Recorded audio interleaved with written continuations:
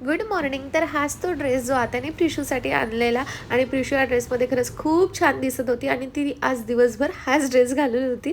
तर इकडे तिचं चाललेलं आहे तिचा वेळ घालवणं आणि आमचं इकडे चाललेलं आहे जेवण. आज नवीन वर्षाचा पहिला दिवस आहे. मी छानशी साडी वेअर केली, बॉटल वगैरे घेऊन आम्ही निघालो मंदिरामध्ये जायला. प्रिशू सकाळीच साईबाबाच्या मंदिरामध्ये श्रेयासोबत जाऊन आलेली होती, पण तरीसुद्धा ही आता जायसाठी खूप एक्सायटेड आहे. मस्त चेअरवर बसली आहे. आम्ही मंदिरामध्ये पोहोचलो. आता मंदिरामध्ये ना आज खूप जास्त गर्दी होती, नवीन वर्षाचा पहिला दिवस त्यामुळे. आणि तसंही आमच्या इथे शूट करू देत नाही आतमध्ये, म्हणून मग मी बाहेरचंच तुम्हाला दाखवते. बघू शकता खूप जास्त गर्दी आहे. अंबादेवी एकविरा देवी मातेचं आम्ही दर्शन घेतलं.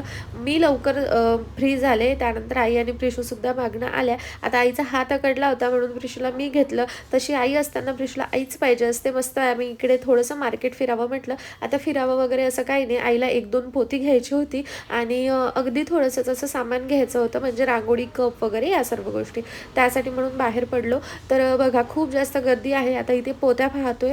पोतीचे दुकान आधी खूप जास्त असायचे, पण आता 1-2च असं आहे. नंतर स्वामी समर्थाच्या मंदिरामध्ये गेलो. खूप दिवसापासून या मंदिरामध्ये दर्शन घ्यायची इच्छा होती, पण दर्शनाचा योग काही येत नव्हता. आज म्हटलं जावंच. तर बघा देवाने सुद्धा दर्शन घडवलं. खूप छान असं मंदिर आहे. मस्तपैकी दर्शन वगैरे केलं, थोडा वेळ तिथे बसलो आणि घरी आलो. घरी आल्यानंतर या माता राणीचं बाबाला आणि मामाला दोघांना उठवायचं चाललेलं आहे. तिला कोणी झोपलेलं बघवतच नाही आणि हे दोघं तर अजिबातच नाही. पाथला उठवायचं ट्राय केलं, पण तो काही उठला नाही. शेवटी तिने बाबाला उठवलंच. त्यानंतर शॉपला आले. मला खूप दिवसाची या टिकल्या घ्यायची इच्छा होती, पण मला खूप छोटी किंवा खूप मोठी अशी साईज मिळाली होती. मनासारखी साईज मिळाली, सो मी 2 पॅकेट घेतले, म्हणजे 2 डब्या घेतल्या.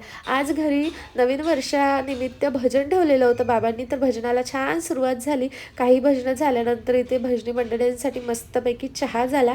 आज प्रिशूला कितीतरी महिन्यांनंतर जवळपास या गादीमध्ये झोपवलेलं आहे, कारण तिकडे भजनं सुरू आहे. म्हटलं मच्छर वगैरे चावायला नको, म्हणून तिला मस्त गादीत झोपवून ठेवलं. आता भजनं ऑलमोस्ट होत आलेली आहे, पण खरंच भजनं खूप छान रंगात आली आणि जसं जसं टाईम होतो ना तसं तसं ती जास्त रंगात येते. तर आता इकडे भजनं संपत आलेले आहे, तर तिकडे आईने नाश्त्याची सुद्धा तयारी केली आणि सर्वांसाठी मस्त गरमागरम पोहे आणि जलेबीचा इथे नाश्ता होता. सर्वांना नाश्ता दिला. आम्ही सुद्धा हेच जेवण केलं आणि नाश्ता झाल्यानंतर परत एकदा सर्वांसाठी इथे चहा झाला. चहा झाल्यानंतर भजनी मंडळी गेली त्यांच्या घरी आणि हे सर्व आता आवरायचं आहे. घर खाली खाली वाटतंय. मस्तपैकी बिछाना टाकला आणि दिवसाचा शेवट या मणिमाऊला नेहमीप्रमाणे कुशीत घेऊन झाला. आमचा तर नवीन वर्षाचा पहिला दिवस खूप भक्तिमय होता आणि तुमचा कसा ते मला नक्की सांगा. चलो बाय.